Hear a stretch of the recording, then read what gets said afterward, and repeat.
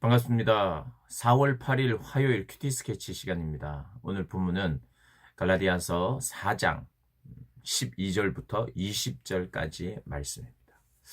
예, 오늘 본문은 좀 뜻이 명확하지 않은 그런 부분들, 그냥 읽었을 때는 이게 무슨 뜻일까 하는 그런 내용들이 좀 많은 것 같아서 한 절 한 절 좀 풀어서 설명하는 방식으로 진행을 하겠습니다. 12절에 이렇게 이야기합니다. 형제들아, 내가 너희와 같이 되었은즉 너희도 나와 같이 되기를 구하노라. 너희가 내게 해롭게 하지 아니하였느니라. 어, 갈라디아 사람들의 이방인들입니다. 이방인들. 그들에게는 율법이 없었죠. 그 율법이 없는 자들에게 사도 바울이 나도 율법 없는 자처럼 너희들을 대했고, 법 없이 그냥 무식하게 살았다는 뜻이 아니라 그들의 어떤 음식 규례, 그들의 식사를 같이 했어요. 유대인들은 원래 다른 민족들과 식사를 같이 할 수가 없습니다. 음식의 규정 때문에요. 그러나 그 음식 규정을 무시하고 그들과 같이 식사를 하고, 또 분명히 또 그들의 음식도 함께 먹으면서 동화가 되었죠.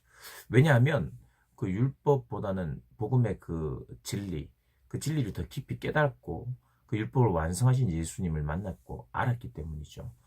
그렇게 이제 내가 너희들처럼 됐는데, 너희들이 오히려 유대인의 그 율법을 취하라고 하는 그 말을 들으면서 그게 외적으로 좋아 보이고 어떤 면에서 또 매력적으로 있어 보이고, 또 그것이 고난을 또 피하는 길이기도 하고, 뭐 그러다 보니까 그걸 취하려고 한다는 거예요. 내가 너희들처럼 됐는데 어찌 너희들이 내가 예전에 버렸던 유대인처럼 되려고 하느냐. 그래서는 안 된다.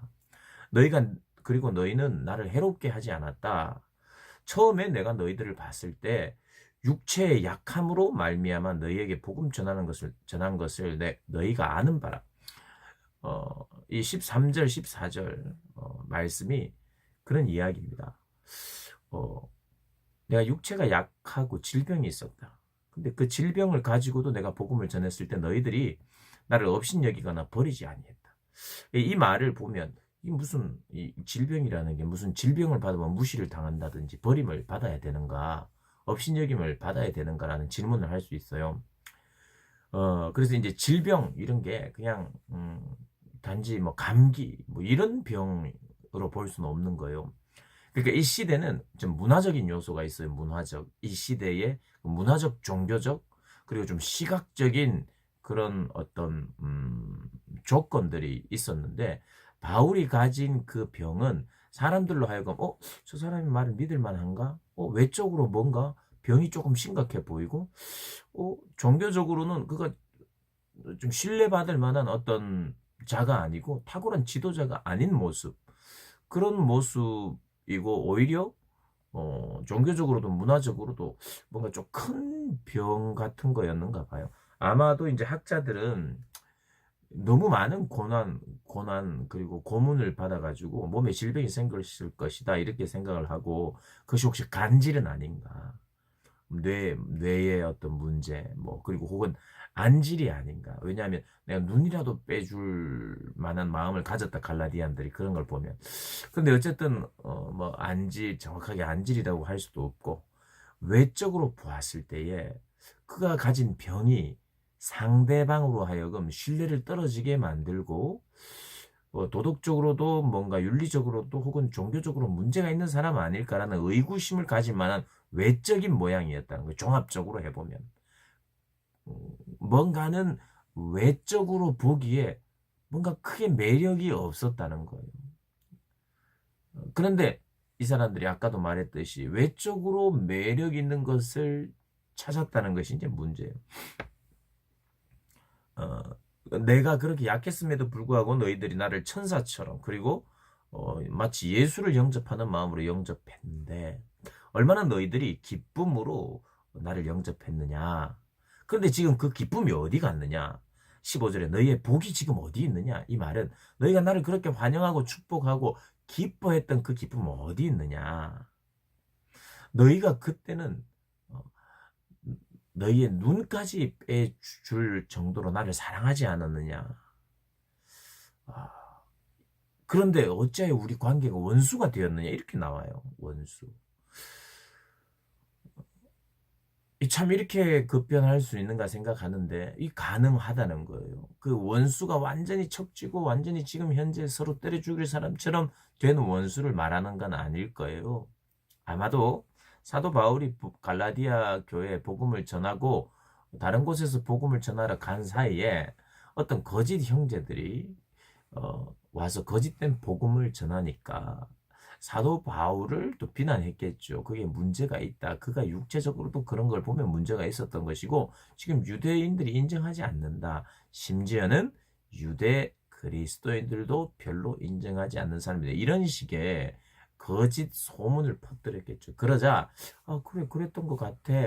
그의 외적인 모습도 조금 그랬고 하면서 생각하면서 점점 사도 바울에 대한 선입견으로 이제 바뀌었겠죠. 그러면서 사도 바울의 말을 이제는 내가 안 믿을 거야 라는 그런 움직임들도 그리고 그렇게 믿었던 사람들도 있었다는 거죠. 그러니까 어찌 원수가 되었느냐. 그 사람들이 이간한 것이다.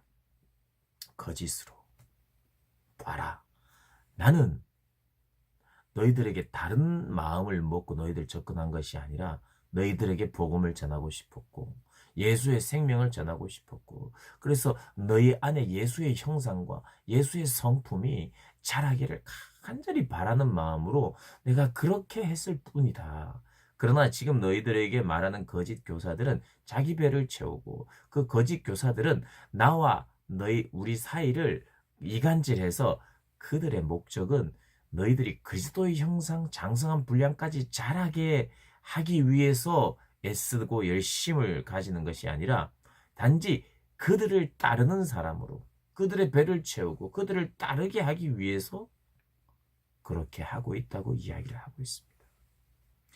그래서 나는 참된 친구로서 너희에게 바른 말을 할 수밖에 없다라고 말하고 다시 한번 나는 너희들을 포기하지 않을 것이다 라고 말하는 것이에요. 그게 무슨 말이냐면은 나는 다시 19절에 자녀들아 이렇게 이야기해요. 자녀. 이 전에는 마치 형제들아, 친구들아, 형제들아, 가족에 대해 이야기를 했는데 형제라고 이야기하다가 19절에는 자녀들아 이야기합니다.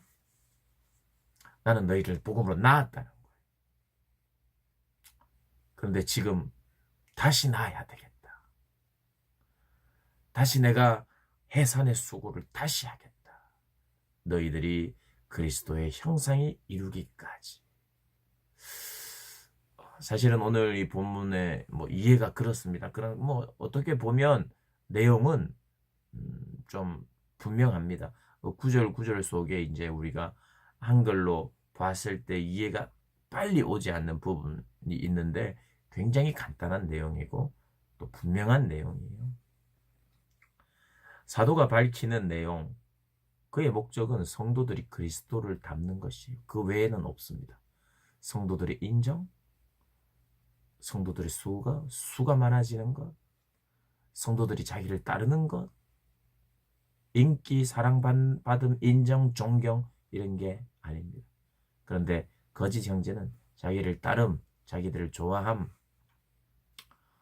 자기 배를 채움, 자기를 따르는 자들이 많으면 그게 모든 사람에게 있어서 자기를 따르게 하고 싶어요. 자기를 인정받고 싶고 자기가 또 그것이 내 배를 채우는 것이 굳이 이제 경제적인 어떤 도움을 받는 것 아니더라도 그것이 이제 하나의 이유가 될 수 있습니다. 주의를 하면서도 언제나 도사리고 있는 그러한 부분 같아요. 오늘 어쩌면 이 말씀은 물론 이제 우리 모두에게 적용이 될 만한 말씀들이 많이 나오겠습니다만은 개인적으로는 저 같은 사람이 더 깊이 묵상하고 돌아봐야 될 부분인 것 같아요. 그래서 기도 제목으로 부탁하는 것은 저도 그렇고 우리 선생님들도 그렇고 섬기는 자리에 있는 자들이 정말 상대방의 내가 섬기는 일이면 그 섬김을 받는 섬기는 자, 그러니까 그 사람이 정말 그리스도로 인하여 변화되고, 이 변화를 말하는 거죠. 그리스도의 형상이 이루어진다는 것은 참된 변화를 위해서. 내 목적은 오직 하나, 그들의 변화, 성도의 변화, 내가 만나고 섬긴 사람의 변화, 내가 가르치는 아이들의 변화, 여기에만 초점이 있는가? 아니면 다르게 하는 것이 목표인가? 성경에 의하면 그 큰 차이라고 말해요. 물론 이들은 거짓 복음으로 잘못된 것으로 자기를 따르게 했죠. 그러나 바른 것 같은 것으로도 자기를 따르게 하려는 그런 성향이 우리에게 있을 수 있음을 기억해야 할 것 같아요. 사도 바울은 정말 사심 없는 사역자. 물론 뭐 부족함이 없었다는 게 아니에요. 죄를 안 지었다는 게 아니에요. 드러나는 것들, 부족함, 연약함들이 드러날 때가 있지만 그것과 비교할 수 없을 만큼 하나님이 주시는 사심 없는 강한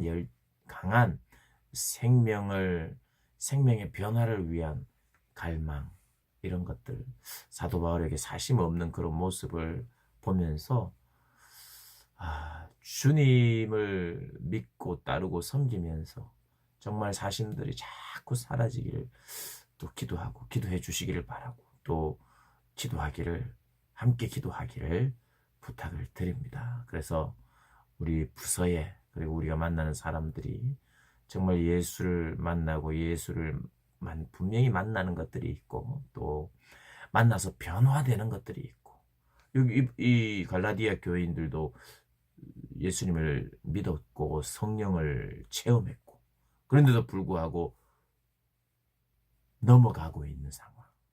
넘어가려고 하는 상황을 보면 우리가 안심할 수 없는 거예요. 예수를 믿고, 한때 또 청소년 때 믿고, 또 지금 믿었다고 해서 안심할 수 없는 거예요. 그들의 변화를 위해서 너무 주춤하고 있고 멈춰 있으면 정말 안타까워 여기고, 내 자신도 멈춰 있고 변화가 더디고 변화가 없으면 참 정말 심각하게 나를 돌아보고 기도하고 문제를 찾고 주님께 긍휼을 베풀어 달라고 하지 않으면 결코 변화는 없을 것 같아요. 정말 하나님 앞에 우리 자신의 있는 모습을 정확하게 보여달라고, 그리고 내가 하나님 앞에 나아가야 할 그런 어떻게 나아가야 할지를 또 보게 되는, 또 깨닫게 되는 그러한 은혜들이 또 이번 주간에 있기를 주님의 이름으로 축복을 합니다. 오늘도 승리하시기를 부탁드립니다. 화이팅!